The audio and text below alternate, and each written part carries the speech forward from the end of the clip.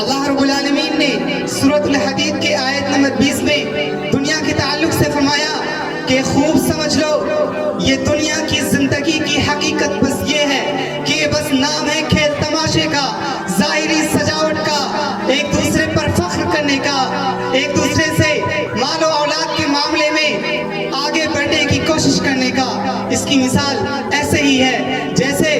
ایک بارش جس سے اگنے والی کھیتی، جس سے کسان خوش ہوتا ہے، پھر وہ پھل اچھے سے پھل جاتی ہے، پھر تم دیکھتے ہو کہ وہ خشک ہو کر، سوکھ کر، پیلا ہو کر برباد ہو جاتی ہے۔